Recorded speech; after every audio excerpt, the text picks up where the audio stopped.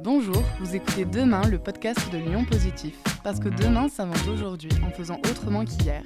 William Fèvre part avec notre invité aux sources de l'engagement et de l'inspiration. Eh bien, Pauline, bienvenue Merci, dans ce William. podcast Demain.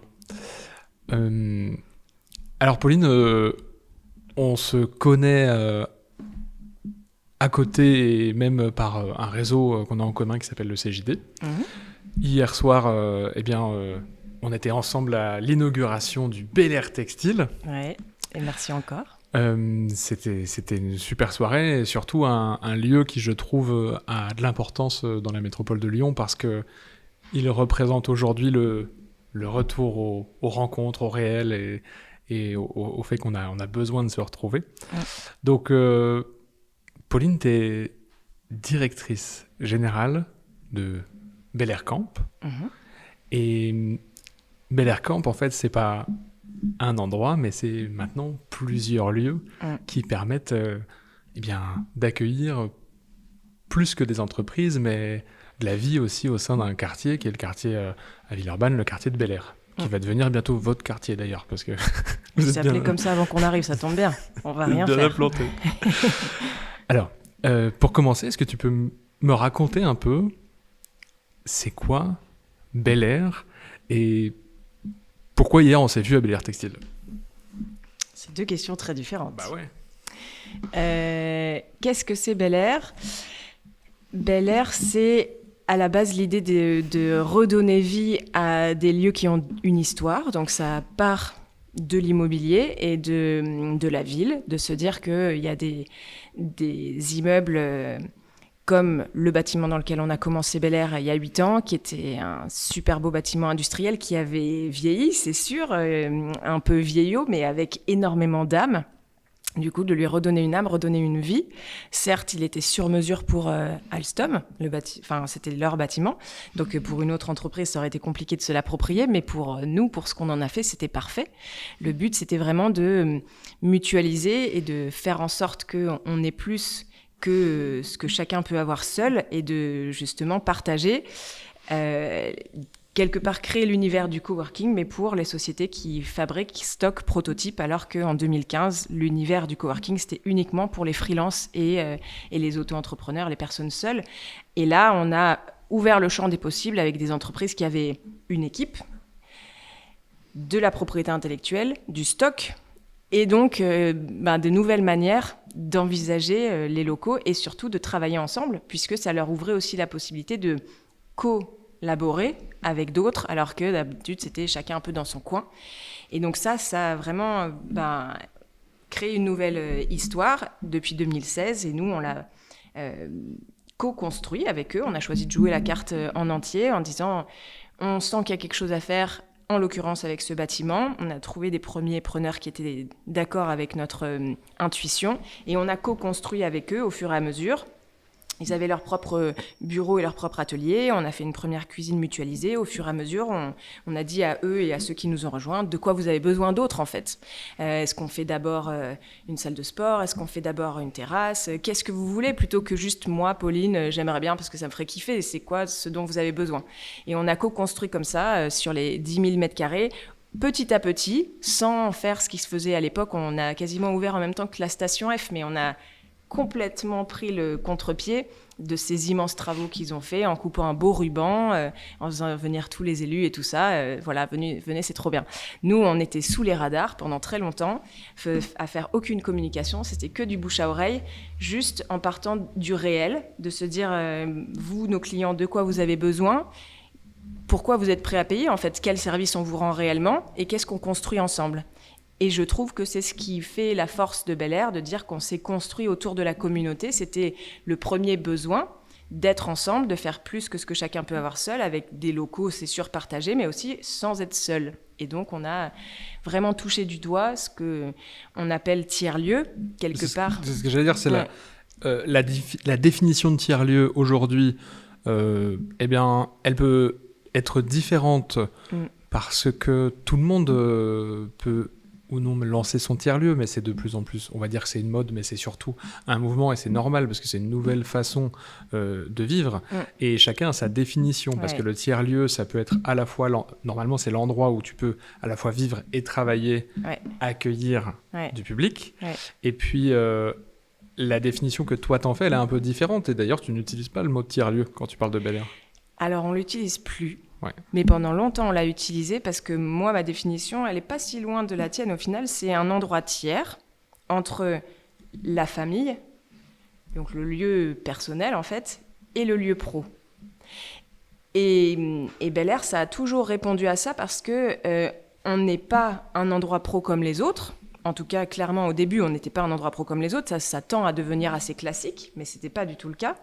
Et on n'est pas non plus la famille. Mais au moment de l'incendie en 2019, ça, on l'a vraiment perçu parce que y a beaucoup de collaborateurs des entreprises qui étaient hébergées à Bel Air qui venaient nous voir et qui nous disaient « mais mes proches, ils comprennent pas pourquoi je suis autant abattue et tout. Ils me disent « mais c'est bon, t'as pas perdu ton job, on s'en fout, ton chef il va bien retrouver un endroit pour travailler, c'est quoi le problème en fait ?»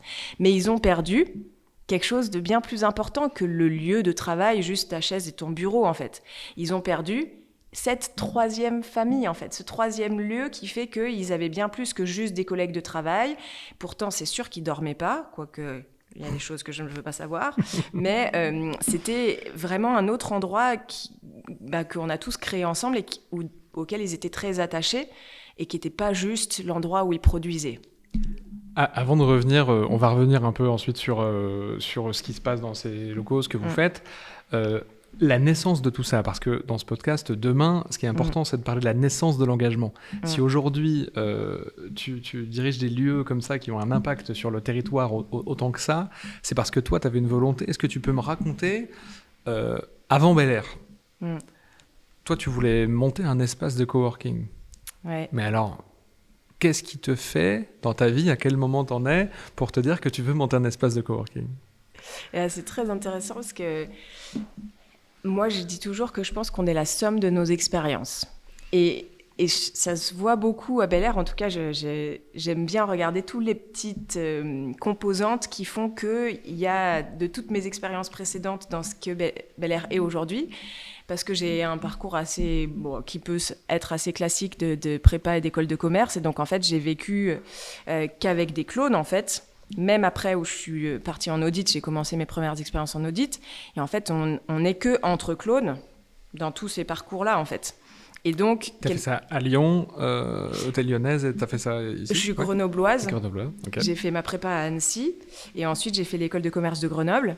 Et puis, j'ai été prise en audit ici à Lyon. Et donc, j'étais un peu lancée, quoi. Mais je trouvais que c'était un peu... Enfin, déjà, je ne me retrouvais pas du tout derrière un fichier Excel qui était super intéressant, mais qui n'avait pas d'ADN concrète, en fait. C'est un fichier Excel que personne ne relira jamais à part ton supérieur, et je trouvais que c'était hyper frustrant, en fait. Donc ça, j'arrivais pas trop à m'y retrouver. Et donc, j'ai tout plaqué pour faire une école de pâtisserie pour adultes, parce que là, au moins, je voyais ce que je faisais, tu vois.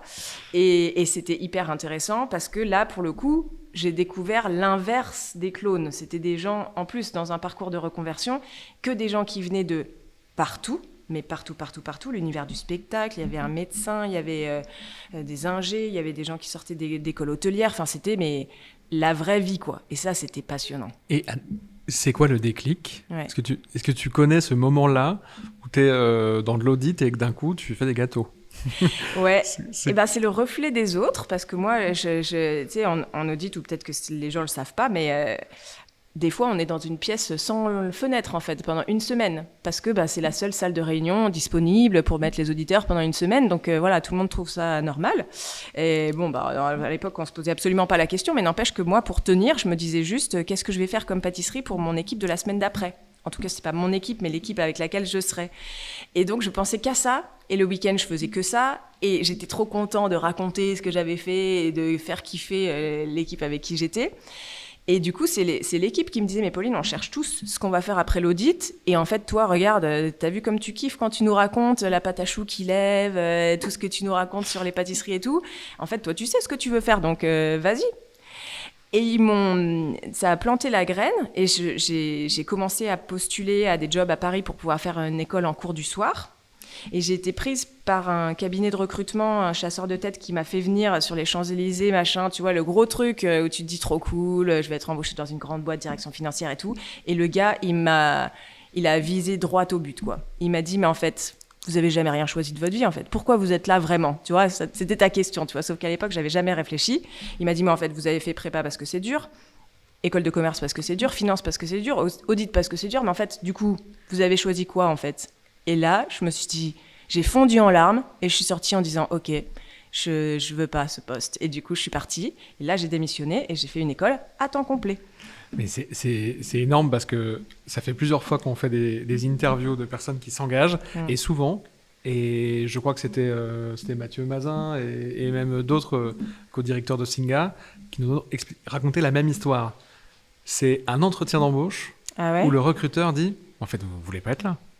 Ah ouais, c'est fou. Et il y a tellement de distance entre vous deux et il n'y a pas d'attente. Oui, c'est ça. Et c'est très frontal et très violent et il y a un déclic qui se fait. Ok, du coup, là, tu as intégré une école de pâtisserie. Ouais, l'école de Ducasse, à Yssingeaux, au fin fond de la Haute-Loire. Ah ouais. Il fallait avoir vraiment envie. Ah ouais, d'accord. Mais c'était passionnant parce que c'était 7 heures de pâtisserie par jour. Combien de temps t'as tenu tout la... C'est une année scolaire, en fait. Année, ok. Une année scolaire et tu as 2 stages en pâtisserie. En tant qu'ouvrier pâtissier, normal, tu fais un CAP. Bah oui. Et ça aussi, un sacré choc des cultures. D'habitude, tu arrives en entreprise, tout le monde te vous voit, tu es invité au restaurant et tout. Là, tu es ouvrier en pâtisserie, quoi. Donc ça... Mais c'est hyper intéressant parce que tu vois, quand tu as été élevé, entre guillemets, pendant quasiment 7 ans, à te dire vous êtes l'élite de la nation et tout, et là, tu es ouvrier en pâtisserie. En fait, ça remet vraiment l'église au milieu du village. Tu te dis, en fait, il n'y a pas... En fait, la vraie vie, c'est ça, en fait. Et il n'y a pas de raison... Enfin, je veux dire, je pense vraiment pas que je faisais partie de ceux qui se la pètent, mais au moins, ça apprend les vraies choses, en fait, tout simplement. Et ça, c'était hyper intéressant. Et après, tu vois les choses autrement, t'apprends Enfin, moi, j'ai vraiment appris à m'ouvrir autrement. Et c'est là que j'ai vraiment commencé à être passionnée par les gens, en fait. Et c'est là que après, je voulais faire un long voyage que j'ai pas fait pendant mes études parce que quand tu fais un parcours expertise comptable, tu es exempté de voyage à l'étranger. Mais c'était bien à l'époque, c'était ce que je voulais.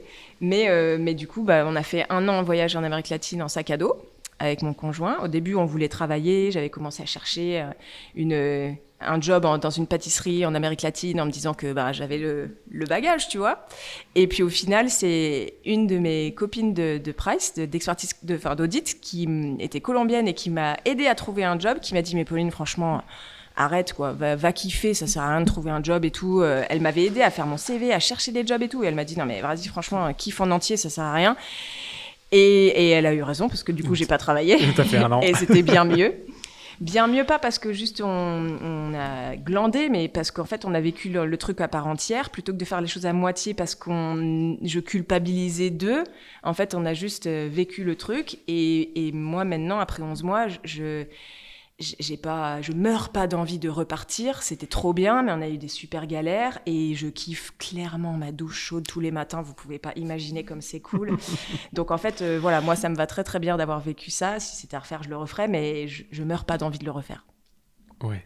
Parce qu'on l'a vécu à fond. Tu l'as vécu à fond. Donc pas de regret. Bon, t'as une grosse anecdote de ce voyage?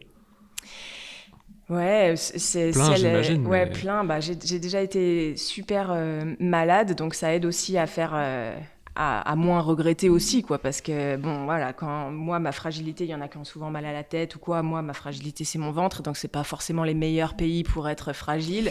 Donc quand t'es au fin fond de la Bolivie et que t'es hyper malade de là ce que ça touche le rein et qu'on te dit en fait va peut-être falloir tout arrêter parce que c'est trop grave en fait et que tu te soignes à coups de banane et de Coca-Cola, tu te dis là c'est quand même c'est cool de pouvoir manger ce que tu veux normalement. Donc voilà, ça fait partie des fragilités, mais sinon ouais, un voyage de nuit en bus. Quand tu dis les voyages de 7 heures, c'est la norme, en fait. Tu ne dis même pas c'est un voyage long, alors que là, 7 heures, je me dirais, franchement, je ne le fais pas, quoi. Tu trouves un autre moyen. Oui. Là, c'était toujours des voyages de 7 heures et on avait pris le voyage de nuit. Les vitres du bus ne se fermaient pas. Il pleuvait, donc en fait avec Benoît, mon conjoint, on était avec nos kawés sur la tête pour pouvoir se reposer, mais sans être trempé, quoi. Et à un moment, le bus il s'arrête parce qu'il a crevé. On était dans des routes de montagne au fin fond de la Bolivie, donc tout le monde descend du bus. Le chauffeur il change sa route dans une route de montagne, de nuit et tout.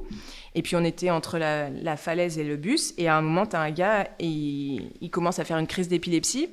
Mais sauf que les gens, ils ne savaient pas ce que c'était, en fait. Donc, du coup, quand tu te réveilles d'une crise d'épilepsie, tu es amnésique.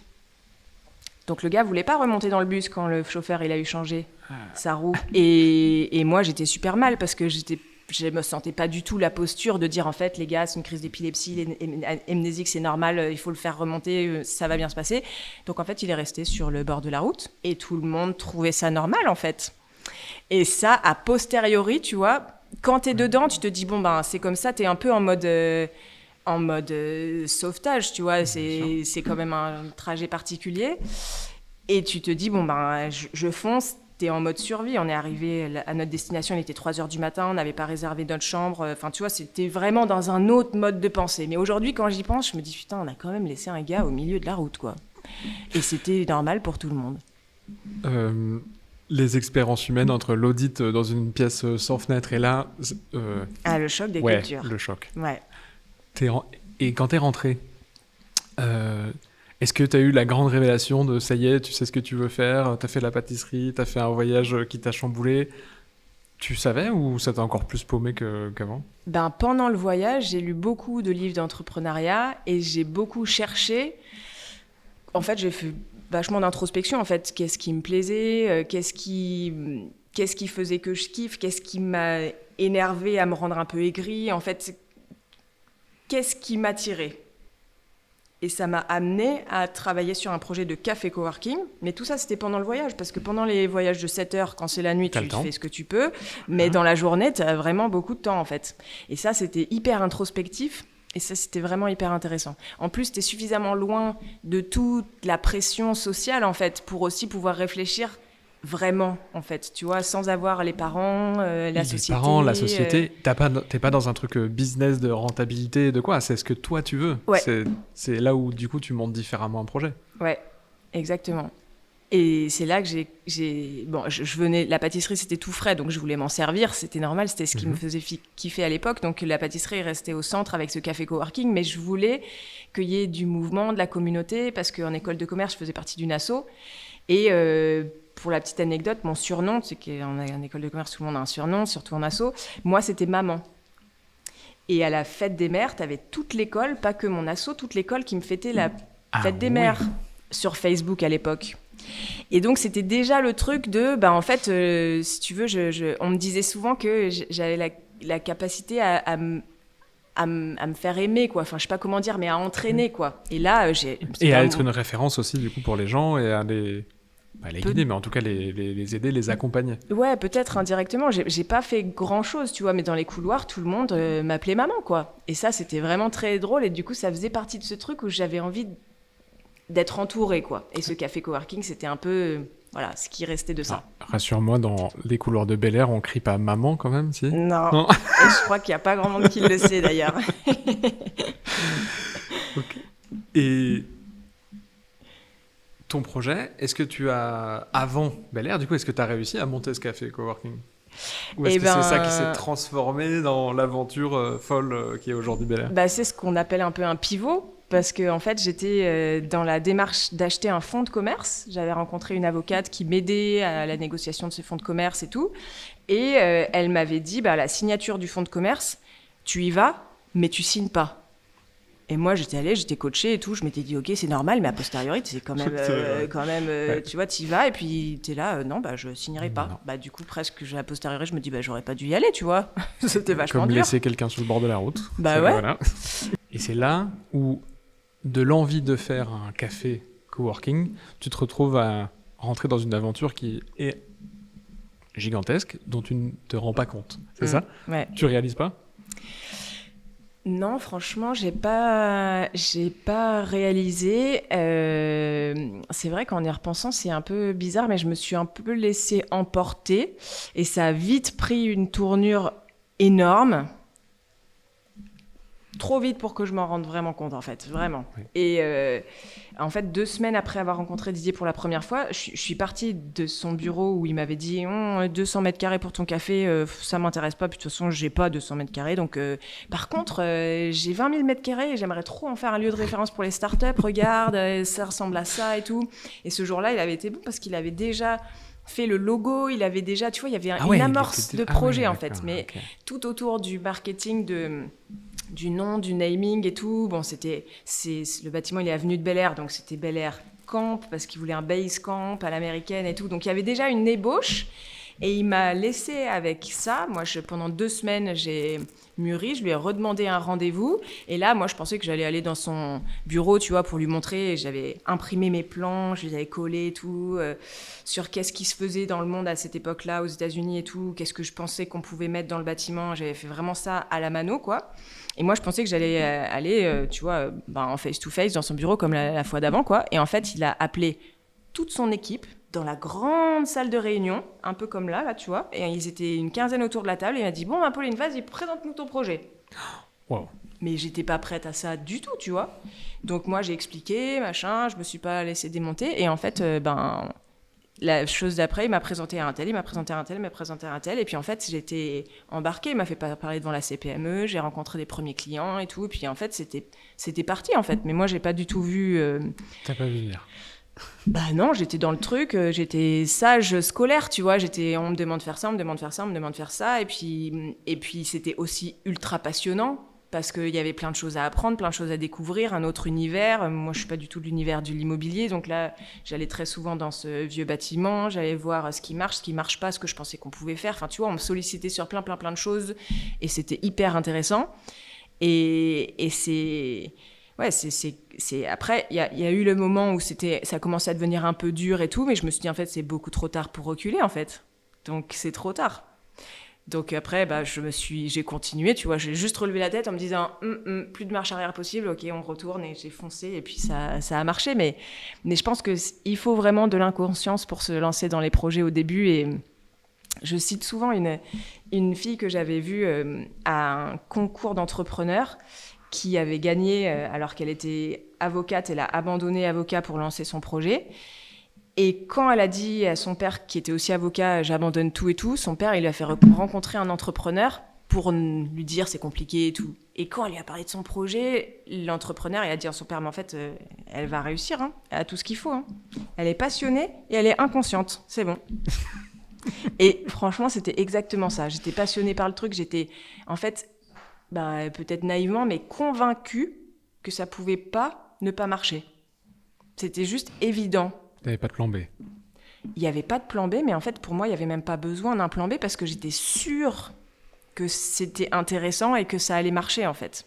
Donc, c'était vraiment... on parlait du récit tout à l'heure, mais c'était vraiment le récit que je me racontais. C'était comme ça, en fait. Et moi, je voyais le truc. Et donc, en fait, tous les jours, tout ce que je faisais, c'était pour faire en vrai ce que moi, je voyais projeter, en fait.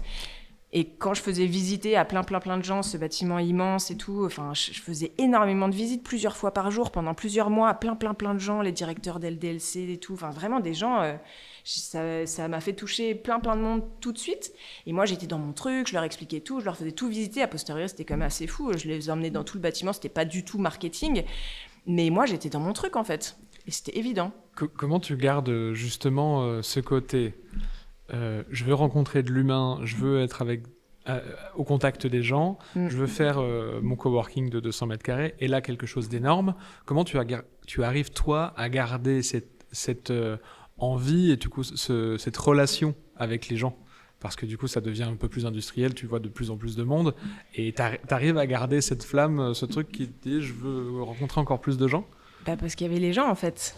J'étais pas beaucoup toute seule dans mon coin. Et quand j'étais toute seule dans mon coin, c'était pas très drôle, quoi. C'est pas que j'arrive pas à rester sur ma chaise, c'est juste j'avais besoin d'aller le challenger, le valider, le pivoter, j'avais besoin de sentir, en fait. Et au fur et à mesure, je modifiais mon discours en fonction de comment j'avais senti les choses et tout. Et du coup, je faisais avancer le projet au fur et à mesure des rencontres. Donc, en fait, la rencontre, elle était déjà là, en fait. Et en fonction de ce que je sentais qui intéressait ou qui me faisait tiquer. Et nos premiers clients, on les a eu quand même assez vite, en fait. Parce qu'on a eu nos premiers clients vers mai-juin, je pense. qui ont fixé la date d'ouverture du bâtiment fin octobre parce que leur bail commercial s'arrêtait là. Et donc là, en fait, c'était le début, en fait. Donc ça n'a pas duré très longtemps, cette phase de tâtonnage, en fait. Parce qu'on a tout de suite eu les premiers clients que moi, j'allais beaucoup voir, qui venaient visiter, et puis après, on est rentré dans la phase de premier chantier. Donc, en fait, c'était super vite. Et la vraie communauté, elle a commencé là, super rapidement, en fait. Parce que j'ai rencontré Didier en février et on a aménagé dans le bâtiment fin octobre. Donc, tu vois, j'ai pas vu venir le truc, en fait. Et c'est après, on était dedans. Vous étiez dedans. On est obligé de parler de l'élément qui a fait que l'histoire est encore plus folle. Vous étiez dedans, c'était intense. Ça a brûlé. Ouais, 3 ans après, quand même. 3 on a ans eu le après. temps de kiffer un peu. Vous avez eu 3 ans. Ouais. Pendant les 3 ans, vous avez eu le temps de vous développer comme vous le vouliez, ou encore plus que vous le vouliez. Bah, c'est pareil, en fait, c'était un exercice assez étrange parce que, tu sais, quand tu fais des parcours entrepreneurs et tout, j'avais fait Manufactory pour mon projet d'avant, le café coworking, ils te disent, ouais, le BP, machin, mais en fait, là, tu fais un BP sur un truc qui n'existe pas, mais c'est même pas un truc que tu peux comparer à autre chose, ça n'existait pas, le coworking sur des bâtiments aussi grands, le bâtiment industriel, comment tu fais un BP, personne ne sait combien ça va coûter à faire tourner. En fait, c'était que des trucs que personne ne savait, donc Didier, il m'a fait confiance...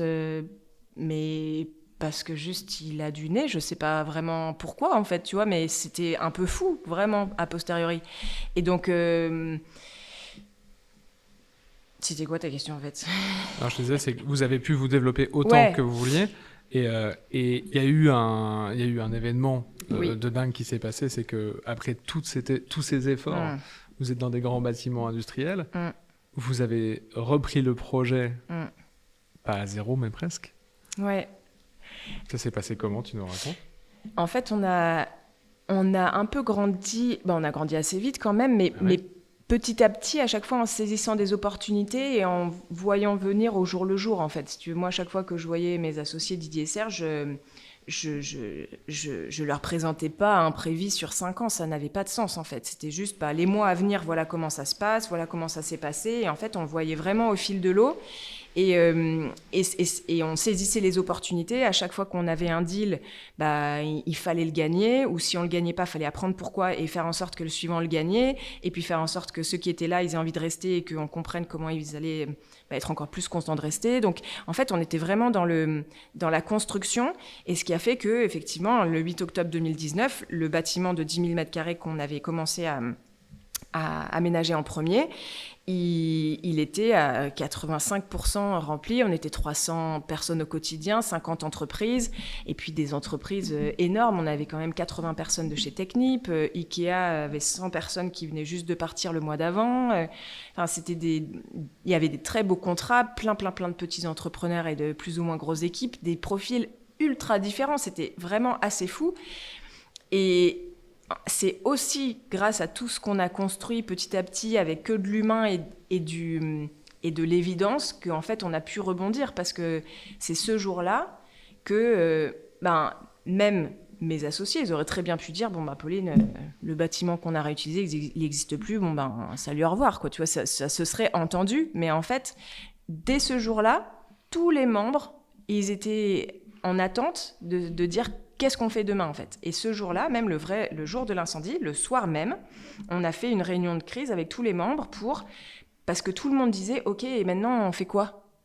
Donc, en fait, alors que toute la métropole s'était mobilisée pour proposer des bureaux d'hébergement d'urgence, il y en a qui nous ont donné des ordinateurs, il y en a qui nous ont donné de la nourriture, du baby-foot, c'était fou, la mobilisation a été hyper, ça donne franchement la chair de poule, c'était fou, mais les gens, ils étaient juste là en mode, OK, mais maintenant, qu'est-ce que vous nous proposez pour demain, en fait ? Et donc, on n'a même pas eu l'option, moi, j'ai jamais pensé à qu'est-ce que je fais maintenant, à part, c'est quoi Bel Air demain ?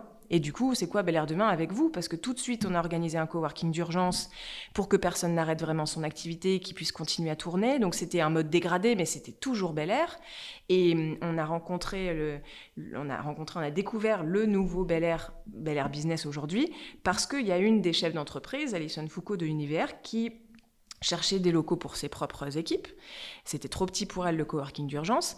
Et quand elle a visité un local qu'à la base voulait pour elle, elle est venue me voir en disant « Pauline, tu devrais venir voir parce qu'il y avait un truc quand même ». Et je ne suis pas seulement allée, moi, avec elle. On est allées toutes les deux avec nos équipes entières, plus plein d'autres chefs d'entreprise des équipes de Bel Air. Et on est allés, je ne sais pas, on était une quinzaine. Je pense que les agents IMO, ils n'ont jamais vu autant de monde visiter en même temps. Et en fait, tous, on s'est regardés, on s'est dit « Ah ouais, Bel Air demain, c'est là ». Et là, on a recommencé à écrire l'histoire. J'ai vraiment tout reconstruit avec eux. Et on n'a pas vraiment recommencé de zéro parce qu'on est parti sur partie de ce qui avait fonctionné, et quelque part même j'ai eu l'opportunité de corriger ce qui fonctionnait pas bien, et c'est quand même assez rare dans une entreprise. Tout ce qui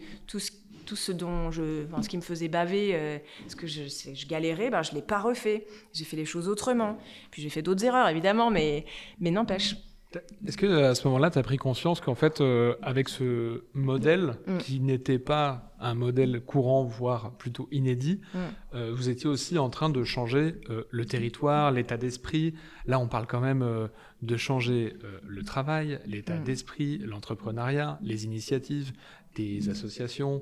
On remet de la vie dans le quartier. Je veux dire, un lieu comme ça, ça a un impact. Ouais. Sur son territoire. Est-ce que c'est là, en plus, dans le rebond, où tu l'as vraiment senti, et comment ? Ouais. On l'a senti à plusieurs niveaux. Déjà, tout très, très, très basiquement parlant, quand tu vois que, en fait, ça mobilise absolument toutes les assurances de la place. Donc, en fait, toutes les compagnies d'assurance avaient un client qui était touché par Bel Air. Donc, ça montait sur toutes les compagnies d'assurance directement au niveau national. Là, tu te dis, ouais, OK. Et puis, quand tu commences à calculer qu'en fait, si tu arrêtes Bel Air, ça touche beaucoup de rebonds en fait. Tu as tous ceux qui travaillaient pour nous, pour améliorer le bâtiment, pour l'entretenir, tous ceux qui travaillaient pour nos membres, si eux-mêmes s'arrêtent. Donc en fait, tu te rends compte que c'est pas juste un bâtiment, quoi. C'est tout ce qu'on faisait, ça entraîne plein de roues énormes en fait. Et là, ça donne un peu le tournis. Tu te dis en fait, j'ai même pas le droit d'arrêter en fait. Oui, bien sûr. Et ça te dépasse carrément à ce moment-là. C'est ça. Et c'est pas juste moi, Pauline. C'est vraiment juste j'ai un impact plus grand et sans ego ou quoi. C'est juste je dois le faire. Pour vous, je dois le faire. Ok, on continue de parler assez près des micros parce qu'il y a un énorme Karcher derrière nous. Mais normalement, ça va si on parle là. D'accord. Et quand tu dois le faire, est-ce qu'aujourd'hui, par exemple, donc, tu peux nous donner l'étendue ou ce que vous avez, nous faire un petit peu. Donc, tu as Bel Air Industrie, Bel Air Textile, Bel Air. Ouais. Raconte-nous un peu comment ça s'organise maintenant. Ouais. Donc, on a tout de suite rebondi après l'incendie avec Bel Air Business, qui est donc un bâtiment de bureau qui, à première vue, est assez classique. Mais à Bel Air Business, chacun peut avoir son espace privatif et l'aménager comme il veut. On a vraiment la flexibilité sous toutes les lignes qu'on peut la décliner. On a aussi des grands espaces de réception, donc des grandes salles qui aussi donnent à voir de nouvelles façons de travailler. On a souvent la demande de venir rencontrer des membres, tu vois, des grandes entreprises classiques, entre guillemets, qui ont envie de venir visiter pour se rendre compte de comment travaillent les startups, parce qu'on voit beaucoup le baby-foot, mais en fait, il n'y a pas que ça. Et les startups travaillent beaucoup. Donc ça les fait toujours un petit peu rêver et c'est hyper intéressant. Après, on a Bel Air Industrie, où là, c'est plus l'âme initiale qui était importante pour nous d'avoir un bâtiment industriel avec des surfaces privatives qui a repris vie un an après l'incendie.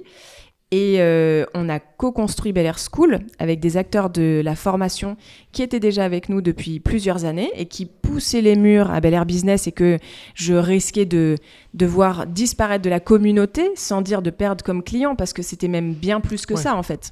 Il y avait tellement de synergie entre les membres, entre les apprenants que je voulais pas du tout les voir partir.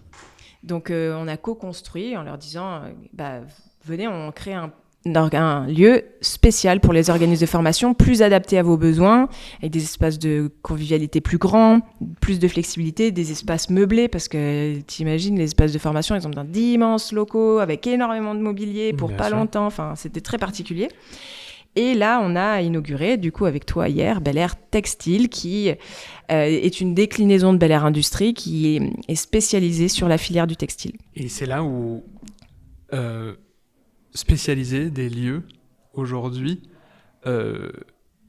On parle de demain, on parle de l'avenir. Est-ce que tu crois en cette spécialisation, en ces lieux qui rassemblent les personnes d'une même filière, même si c'est un lieu ouvert, justement, c'est pas un lieu qui va s'enfermer dans la filière et qui va... d'ailleurs, c'est pour ça, je pense qu'il y en a eu des lieux comme ça, mais qu'ils n'ont pas tenu parce qu'ils étaient peut-être un peu trop centrés sur eux-mêmes.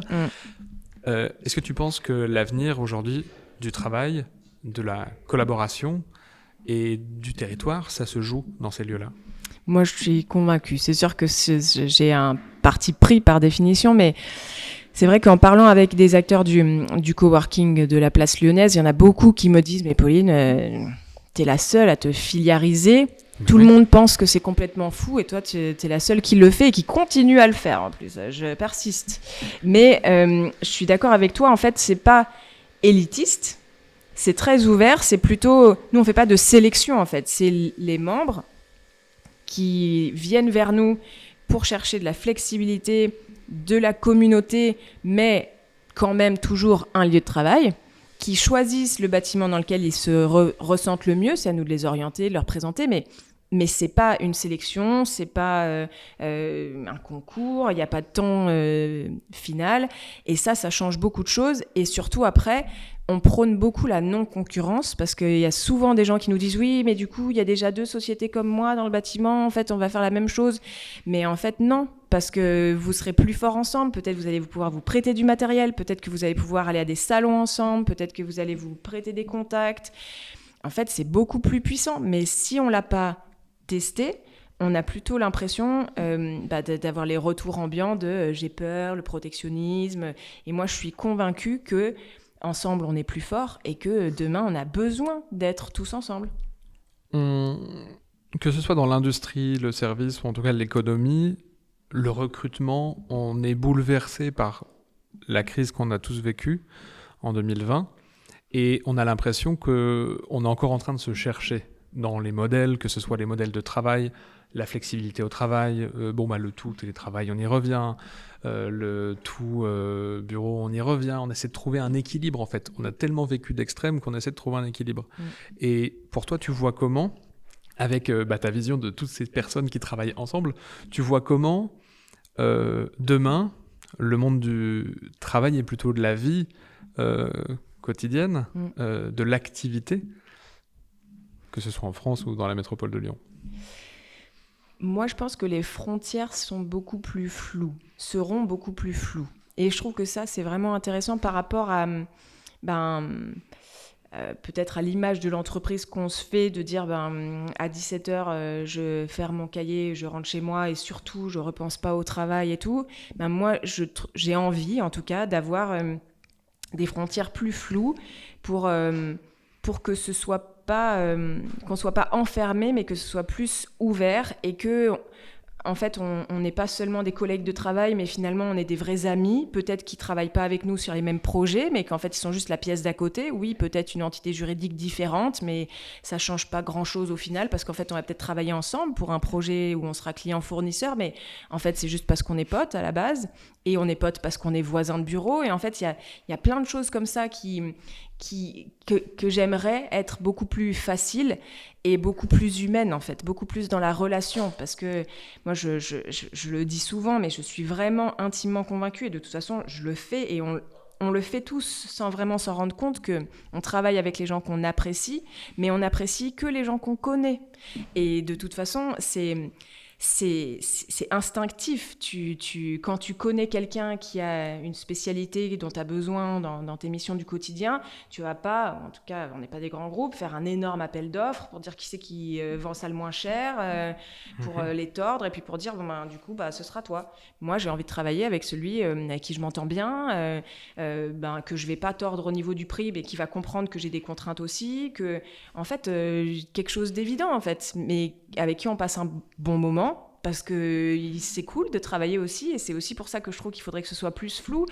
Moi, je trouve que le travail, ça doit pas être chiant, en fait. Et du coup... Et c'est là où aussi tu as, depuis le Covid, depuis le télétravail, il y a un retour, surtout auprès des collaborateurs, de la séparation. Travail et ces frontières sont justement, soit on arrive à trouver des environnements où on est plutôt à l'aise, et là, dans ce cas, on va pouvoir discuter, et c'est génial de pouvoir avoir des collègues, des dirigeants avec qui tu t'entends bien. Mais les frontières, elles se font de plus en plus parce que le personnel, on prône rendre visible l'essentiel. Et l'essentiel, pour beaucoup de collaborateurs, revient aussi surtout sur se recentrer sur soi. Alors, du coup, nous, on les incite un peu à s'ouvrir pour rencontrer d'autres gens, mais de se recentrer sur ses besoins personnels. Et souvent, ça ne colle pas avec le travail. Donc, c'est là où il y a quand même un travail à faire sur l'ensemble du concept travail. Parce que si le but est de couper les deux, eh bien, en effet, des lieux comme le tien, ils ne peuvent pas exister, et inversement. Tu pourrais pas ouvrir ça s'il n'y avait pas des gens qui étaient encore motivés. Tu vois. Donc... Mais quand tu dis s'ouvrir, tu vois, là, c'est vraiment la preuve, c'est que tous les midis, tu peux déjeuner avec quelqu'un qui a une autre spécialité que la tienne et qui, en fait, va devenir ton collègue, ami. Enfin, en fait, il n'y a pas vraiment de mots pour l'instant sur ce que c'est. Nous, on dit des membres, mais voilà.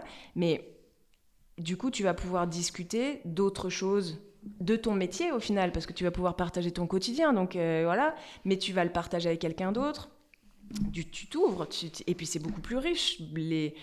Aujourd'hui, on entend beaucoup parler du sens au travail, mais le sens, c'est aussi trouver un intérêt, en fait. Oui. Et du coup, moi, j'espère que tout le monde aime ce qu'il fait, et c'est pas une question de valeur ajoutée dans ce qu'il fait, ou de niveau d'études, ou quoi. On peut avoir fait plein d'études et être complètement dépressif par ce qu'on fait, et peut-être en avoir fait pas du tout, enfin voilà, avoir des métiers peu qualifiés, littéralement parlant, et adorer ce qu'on fait. Donc, moi, je pense plutôt que c'est le sens qu'on met chacun dans son travail, et il n'y a pas d'idée de notion d'études ou de niveau ou quoi que ce soit. Tout le monde peut aimer son travail, et je trouve que c'est trop triste de ne pas aimer son travail, en fait. Et je pense que quand on n'aime pas son travail, bon, c'est pas moi qui le dis, mais en fait, on ne travaille pas, parce que c'est aussi du stress ou une pression, ou enfin tout qui est choisi. Et au final, après, on ne se retrouve pas dans la situation où on se dit « Ah, il est midi 1, s'il vous plaît, tout le monde arrête de parler de travail parce que moi, je ne travaille plus. Hein. » Moi, je trouve que c'est tellement triste quand au travail, le midi, tu manges avec tes collègues ou avec d'autres boîtes. Et je serais trop triste que quelqu'un dise « Ouais, s'il vous plaît, arrêtez de parler boulot. » Ouais, mais en fait, moi, ça me fait kiffer. Je ne suis pas en train de parler boulot, je suis en train de te parler de ce qui m'anime, en fait. Il se trouve que c'est ce qui me fait gagner ma vie. Mais en fait, il y en a qui sont profs d'escalade, ils kiffent l'escalade, mais ils gagnent la vie avec. En fait, juste parlons de ce qui nous fait kiffer. Et amenons notre pro dedans, tu vois. Il y a plein de soirées à Bel Air qu'on fait où on invite les +1 et je trouve ça trop chouette. Parce que c'est aussi comment est-ce que tu partages avec les +1 le truc différent qu'on vit dans la communauté Bel Air. Et je trouve que c'est trop dommage d'être juste fermé. Moi, je suis 100% d'accord avec ce que tu as dit. Ouvrons, cassons toutes les barrières, en fait. Et pour ça, on revient au lieu. Et c'est pour ça que là-dessus, vous le faites bien, parce que en quelques années, maintenant, on va avoir les 3 campus, du coup. 4 campus. Bon, il n'y a pas de 5e... qui va ouvrir du bois, des dark kitchen, encore une fois. Je ne sais quoi, non, c'est bon. L'avenir nous dira. L'avenir nous le dira. Ok. Écoute, Pauline, merci. Merci, William. Pour avoir parlé de tout ça, et surtout d'évoquer des solutions et peut-être les solutions pérennes qu'on verra pour la suite, pour le quotidien de toutes ces personnes qui nous écoutent et qui sont en recherche de sens au travail. Venez visiter Bel Air, il n'y a que des gens passionnés sur des projets passionnants. Merci Pauline. Merci William.